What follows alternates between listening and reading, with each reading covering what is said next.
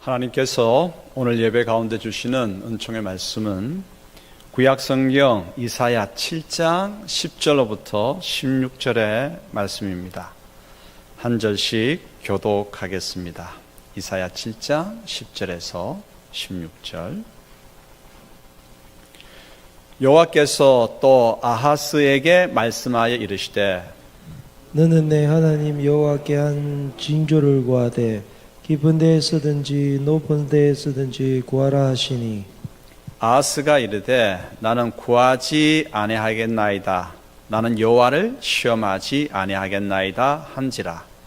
이사야가 이르되 다윗의 집이여 원하건대 들을지어다. 너희가 사람을 괴롭히고서 그것을 작은 일로 여겨 또 나의 하나님을 괴롭히려 하느니냐.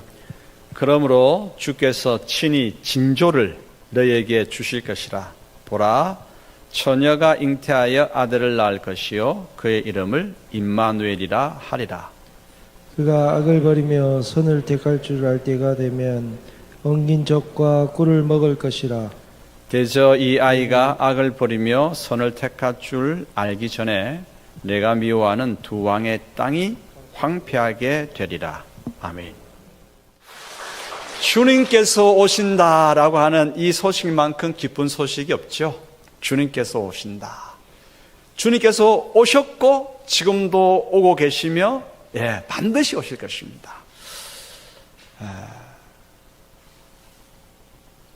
우리의 일상은 불안과 두려움으로 가득할 때가 많습니다. 질병으로 불안할 때가 있죠. 또 경제적인 어려움으로 두려움 가운데 있을 수 있습니다. 관계의 갈등으로 마음이 상할 수가 있습니다. 또 여러 이유로 인해서 마음이 많이 아플 때가 있습니다. 우리는 평안을 얻지 못하고 미래를 걱정하고 아픈 마음을 부둥키 안고 살아갑니다. 개인의 일상뿐만 아니라 오늘 우리 국제적인 사회 각 나라도 전쟁, 기후위기, 경제불안, 정치의 양극화로 인한 갈등으로 아주 불안합니다. 사실 우리나라만 정치 양극화가 있는 것이 아니라 이건 시대적인 현상인 것 같아요. 그러니까 미국도 극도의 정치적인 이 양극화가 있죠. 이러한 것으로 인해 가지고 많이 불안하고 두려움이 있고, 게다가 최근 영국 보건안정청은 조류 인플루엔자 H5N1이 인간에게 전파될 수 있다라고 하는 보고를 내놓고 있습니다. 이 조류 인플루엔자 H5N1이 인간에게 또 이렇게 감염되는 경우에는 세계적인 또 팬데믹 현상이 벌어질 수 있다 경고합니다. 조류 인플루엔자는 조류 간에만 되는데 가끔씩 보면 이게 인간에게 들어오는 게 있어요. 특별히 여러분 비둘기 좋아하십니까? 비둘기 가까이 하지 마시기 바랍니다. 비둘기의 배설물은 인간에게 감염됩니다. 그래서 이 조류 인플루엔자로 인한 또 두려움이 우리에게 닥칠 것이고, 또 2025년 2분기를 지나면서 딜로이트 글로벌 주간 보고서에 따르면 앞으로 미국 경제는 정책 그리고 인플레이션, 국채 수익률 변화에 따라 가지고 이 미국 경기 조정이 크게 오게 될 건데, 그렇다고 하면 미국 경제가 파동이 치면 세계 금융에 상당한 하락 압박을 줄 수 있다라고. 하락 압박을 주면 우리나라는 진짜 엄청난 큰 또 파동을 맞겠죠. 또 미국 수입이 줄니까 대미 수출 비중이 높은 우리나라는 엄청난 타격을 받게 될 것입니다. 지금도 살아가기 힘든데 자꾸 암울한 소식만 들어와서 마음은 무겁고 불안하고 두렵습니다. 이때 우리는 부르짖을 곳이 있었으면 참 좋겠습니다. 부르짖어서 하소연하고, 그래서 도움을 구하고 의지할 곳이 있었으면 참 좋겠습니다. 기원전 735년부터 734년 선지자 이사야가 활동하던 그때에 남유다는요, 지금 우리처럼 큰 위기와 두려움과 공포 가운데에 있었습니다. 왜냐하면 연합군이, 아람 북이스라엘 연합군이 남유다를 쳐내려왔기 때문입니다.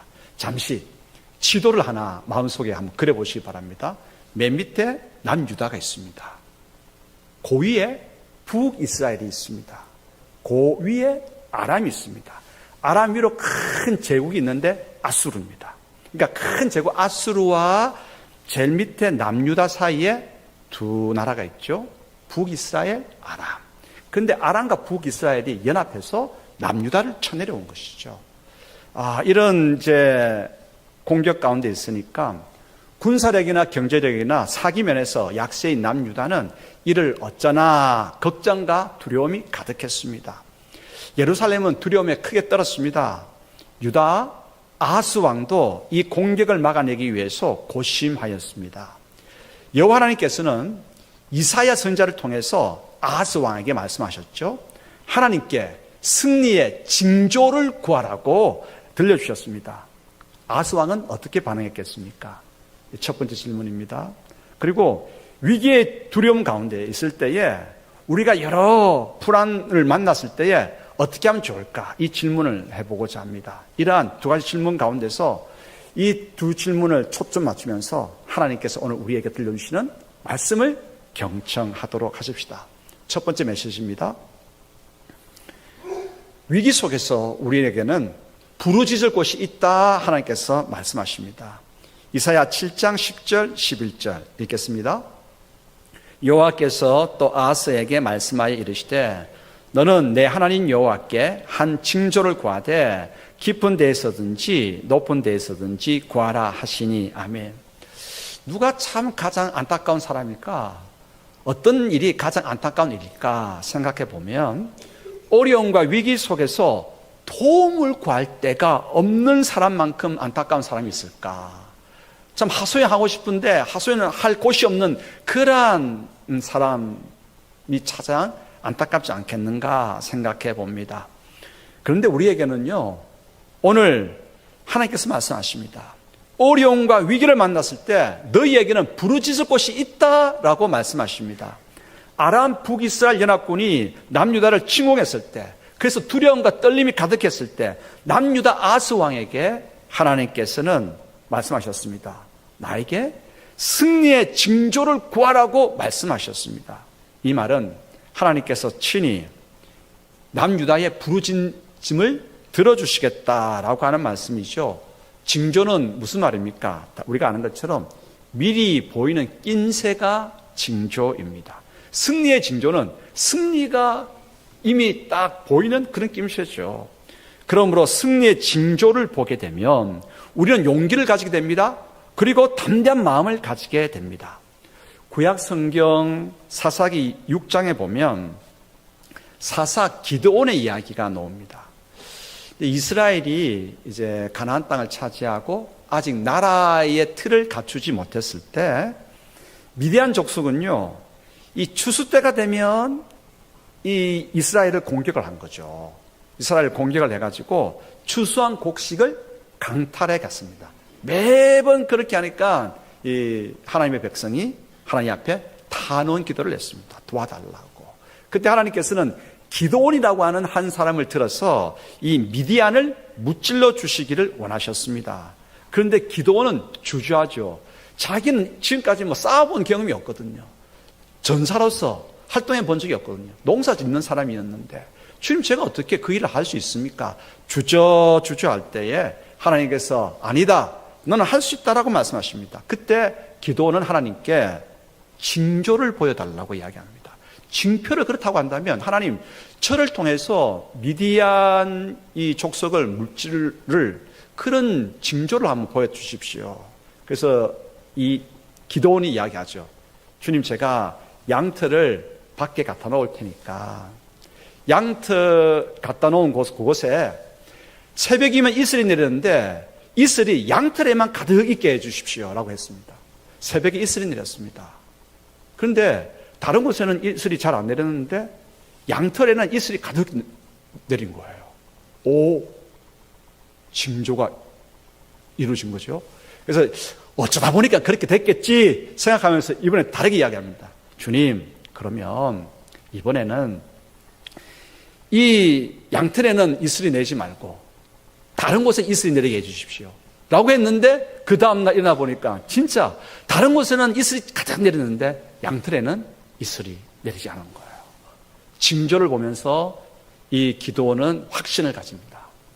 수많은 미디안 족속과 싸우기 위해서 징조를 보았기 때문에, 징표를 보았기 때문에 확신과 용기를 가지고 나아갑니다. 몇 명을 가지고 나아가느냐? 몇 명입니까? 300명입니다.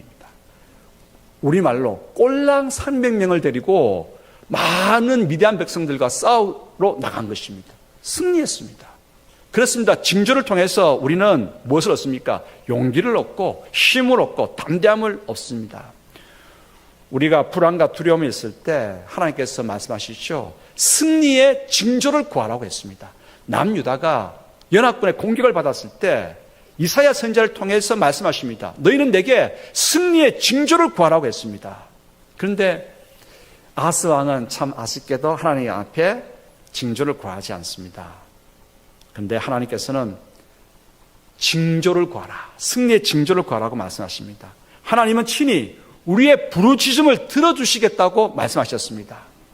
우리가 계속 이 상대의 그런 속상한 이야기, 아픈 이야기, 여러 가지 이야기를, 그런 이야기를 계속 듣다 보면 우리 마음도 상하게 돼요. 정신과 의사들은요, 그런 이제 계속 아쉬운 소리, 하소연, 간청, 뭐 이런 고통의 소리 계속 듣다 보면 그 의사들은 집에 와서 안 그런 분도 있지만 조금 좀 불친절하다 그래요. 집에 들어오면. 왜 그렇겠습니까? 늘 진료실에서 아픈 소리, 고통의 소리 계속 듣다 보니까 집에서만큼은 좀 쉬고 싶은데 애가 아파요 하니까 막 화가 나는 거예요. 그런데 의사들 가운데서도 정신과 의사들은요, 계속 그걸 전문으로 들어야 되잖아요. 계속 듣다 보니까 이 정신과 의사들도 자기 마음도 황폐해지는 거예요. 그래서 다른 동료한테 가서 한번 풀어놓는 그런 시간을 가지는 것입니다. 상담사들이 요즘 많이 활동을 합니다. 참 좋은 일을 하죠. 다른 사람들의 아픔들을 들어주면서 잘 또 다독여주고 하는. 그런데 이 상담사들도 때를 따라서 자기도 다른 사람한테 상담을 받아야 돼요. 그래야 마음이 풀어지니까. 근데 하나님께서는 오늘 이 수많은 사람들의 하소연을 부르짖는 것을 어떻게 한다고요?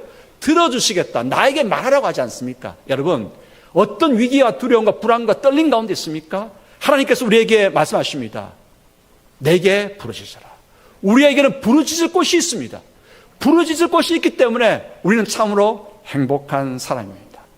하나님께서는 우리의 부르짖는 소리를 그냥 귀로만 듣고 아 그랬구나, 마음 아프구나 이렇게 반응해 주는 것으로 끝나는 것이 아니라 불안을 떨쳐내고 승리케 하는 역사를 이루어 주시겠다. 부르짖음을 들어주시겠다고 하는 것은 승리의 역사까지 포함하고 있지요. 그러므로 우리에게는 불안과 두려움의 상황을 아뢰고 도움을 부르짖는 곳이 있습니다. 하나님, 그분이 바로 우리의 부르짖을 곳입니다. 그러므로 많은 시편의 시인들은 이렇게 노래했습니다.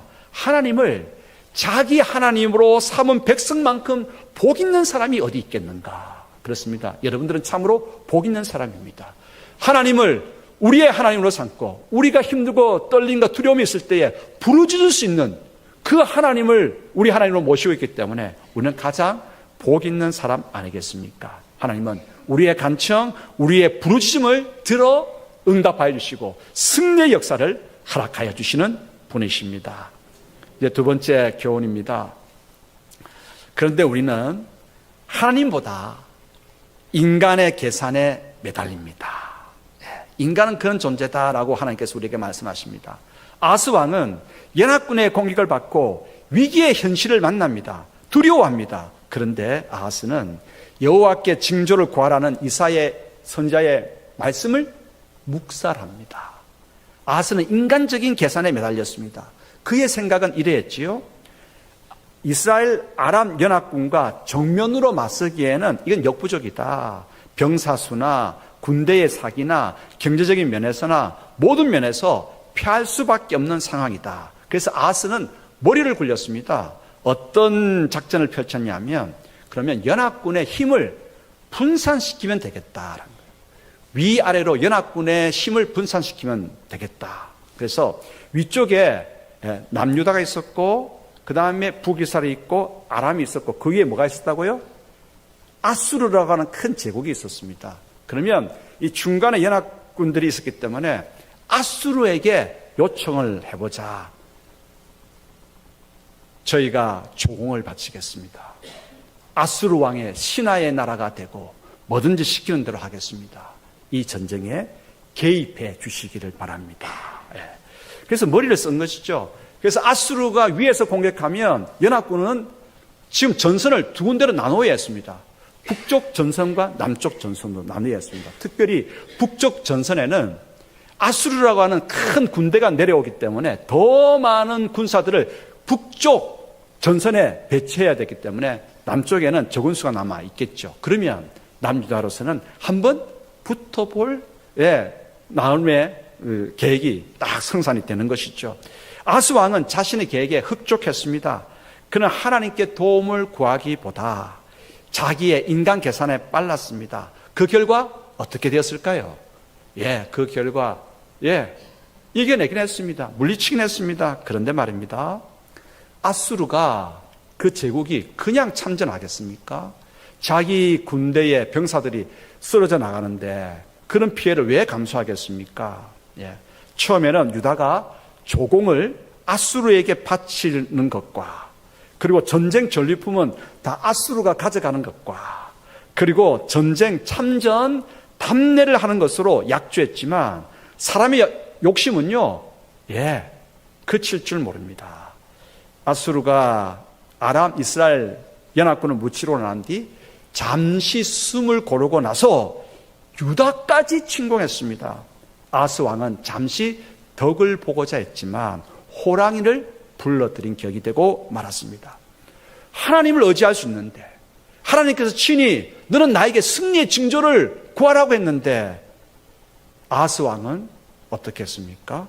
자신의 인간적인 계산이 빨랐습니다. 왜 인간의 계산이 먼저일까요?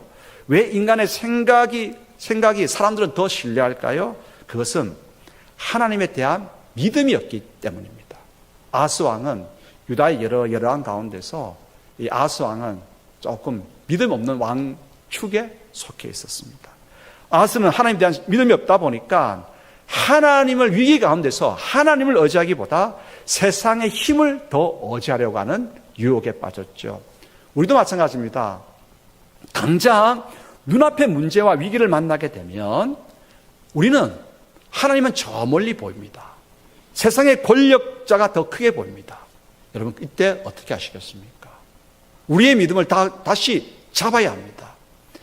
문제와 위기를 대면하게 될 때 저 멀리 하나님이 보인다 할지라도 그 하나님을 바라봐야 됩니다. 여러분 자꾸 문제를 바라보지 마십시오. 위기만을 바라보지 마십시오. 두려움만을 바라보지 마십시오. 자꾸 위기, 문제, 두려움을 바라보면 그 위기와 문제가 더 점점 커질 뿐입니다. 이때 우리가 해야 될 것이 있습니다. 하나님을 바라봐야 됩니다.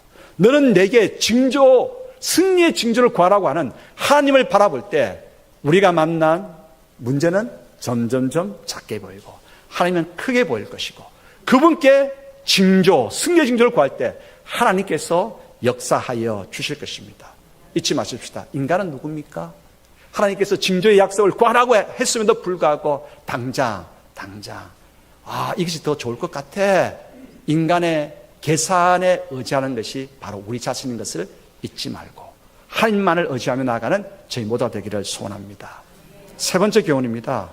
하나님은 우리에게 임마누엘의 징조를 보여주셨습니다. 아하스 왕이 거절했지만 하나님은 이사야 선지자를 통해서 친히 승리의 징조를 예언해 주셨습니다. 하나님께서 들려주신 승리의 징조, 그 예언은 처녀가 아들을 낳을 것이고 그 이름은 임마누엘이라 하리라고 하는 징조의 예언입니다. 여러분, 처녀가 아들을 낳는다. 이제 하나님께서 우리들에게 그 당시에 불가능한 일 말씀하시기 위해서 처녀가 아들을 낳는다라고 하는 그 말씀을 하셨습니다. 불가능한 징조가 일어날 때 그 아들의 이름을 임마누엘이라 하라 말씀하십니다. 임마누엘은 하나님께서 우리와 함께 하시는 것이죠. 하나님께서 우리와 함께 하셔서 불가능한 일을 행하여 주시는 것입니다. 그렇습니다. 우리는 지금 하나님께서 징조를 구하라고 할 때 거절했습니다. 거절한 우리를 향해서도 하나님께서 들려주시는 것이 승리의 징조를 예언을 해주시는 것이죠. 하나님께서는 불가능한 일을 가능케 하시는 분이십니다. 불가능한 일을 가능케 하시기 때문에 그분은 전능하신 구원의 하나님이십니다. 공부시키는 것도 요즘 머리도 뛰어나야 되지만 뛰어난 요즘 아이들 참 많아요. 그 가운데서 잘 이렇게 후원해 주는 것, 공부 잘할 수 있도록 보내주는 것, 이 보통 힘든 게 아니에요. 또 운동도 마찬가지더라고요. 운동, 예능도요, 참 뛰어난 기능이 있는 아이들이 있지요. 그렇다고 해서 그 아이들이 쭉쭉 뻗쳐나가느냐? 그 아이들을 지원해 주는 이제 집안, 나름의 배경이 있어야 됩니다. 그런데 공부시킬 여유가 없고 운동이나 재능을 또 키워줄 그런 집안 여유가 없는 가운데에 또 그 아이에게는 특별한 면이 또 그렇게 두드러지지 않게 보이는데 그런 학생이 어떻게 학위를 받고 자기 분야에서 명칭을 떨칠 수가 있겠습니까? 불가능하게 보이죠? 하지만 하나님께 구할 때에 하나님께서 역사하십니다. 죄성을 가진 자가 어떻게 죄악을 떨치고 선과 악을 행하며 나아갈 수 있겠습니까? 불가능하죠? 그러나 하나님께서 역사하시면 그 일이 이루어집니다. 하나님은 우리에게 말씀하셨습니다. 예언을 들려주셨는데 처녀가 아들을 낳을 것이고 그 이름은 임마누엘이라 하리라 말씀하셨습니다. 임마누엘, 하나님께서 우리와 함께 하시는 것입니다. 하나님께서 우리와 함께 하시면 우리가 그분을 바라보면서 구할 때에 불가능한 일을 하나님께서 가능케 하십니다. 도저히 적이 물러갈 것 같지 않지만 하나님께서, 우리와 함께 하신 하나님께서 역사하시면 적들은 물러가게 되는 것입니다. 하나님께서 어둠과 무질서와 두려움과 좌절이 가득한 인간 세상으로 임마누엘 들어오셔서 우리와 함께 하셔서 도저히 있을 것 같지 않은 그러한 영광 가득한 일을, 희망 가득한 일을 이루어 주시는 것입니다. 여러분, 직장 구하고 계십니까? 이루어집니다. 뭔가 하나님의 영광을 위해서 뭔가 해보려고 하십니까? 이루어집니다. 징조를 구하십시오. 승리의 징조를 구할 때에 하나님께서 우리와 함께 해주시고 우리 가운데로 들어오셔서 역사하여 주실 것입니다. 처녀가 아들을 낳는 불가능한 일이 이루어지는 놀라운 역사가 이루어집니다. 여러분, 2000년 전 성탄은요, 하나님의 예언이 실제로 이루어진 사건이죠. 마태복음 1장 23절, 이사야 예언을 다시 한번 가지고 오고 있습니다. 보라, 처녀가 잉태하여 아들을 낳을 것이요 그의 이름은 임마누엘이라 하리라. 아멘. 동정녀 마리아를 통해서 한 아이가 낳습니다. 이 아이는 하나님의 영광을 가득히 가지고 계신 분이십니다. 우리는 이 태어나신 아기 예수를 통해서 우리는 하나님을 배웁습니다. 그렇습니다. 성탄은 단순한 아기의 탄생이 아니라 하나님께서 우리와 함께하여 주시는 사건이고 인간에게 놀라운 구원의 역사를 이루어주는 사건이고 불가능을 가능케 하여 주시는 하나님의 창조의 역사를 시작케 하는 사건입니다. 우리 삶에는 참으로 여러 가지 불가능한 일이 많습니다. 하지만 하나님께서는 우리가 그런 환경에 처했을 때에 자신에게 승리의 징조를 구하라고 하셨습니다. 불가능한 징조이지만 구할 때 하나님께서 응답하여 주십니다. 그러므로 성탄은요, 과거의 사건이 아닙니다. 현재의 사건으로 오늘 우리 가운데에 일어나게 될 것입니다. 성탄의 기쁨은 임마누엘, 하나님께서 지금 우리와 함께 해주신다라고 하는 그 확신에서 기쁨이 솟구치게 될 것입니다. 희망은 출발하게 될 것입니다. 오늘 우리 가운데 하나님은 예언해 주셨습니다. 승리의 징조를 예언해 주셨습니다. 처녀가 아들을 낳을 것이고 그 이름을 임마누엘이라 하리라. 예수님께서 임마누엘의 주님으로 우리에게 오셨습니다. 오늘도 성령 가운데서 우리의 두려움과 불안과 떨림의 모든 사건 속에서 그것을 뚫고 이겨낼 힘을 허락하여 주십니다. 그 놀라운 승리의 역사를 체험하는 모두가 되기를 소원합니다. 기도하겠습니다. 하나님 아버지, 오늘도 여전히 하나님의 놀라운 새로운 창조의 역사는 일어납니다. 기적은 일어납니다. 참으로 나 같은 죄인이 예수 믿고 하나님을 예배한다고 하는 것이 기적 중에 기적이고 은혜 중에 은혜이고, 이 놀라운 은혜는 계속되어집니다. 불가능한 일들도 예수 그리스도로 말미암아서 임마누엘의 그 징조를 통해서 우리에게 승리를 보여주십니다. 아버지 하나님, 하늘의 영광을, 하늘의 기쁨을, 하늘의 평강을 저희 모두에게 예수 그리스도를 통해서 가득히 내려주시기를 소원합니다. 하늘엔 영광, 땅에는 평화, 이 은총을 누려가게 하옵소서. 예수 그리스도 이름으로 기도드리옵나이다. 아멘.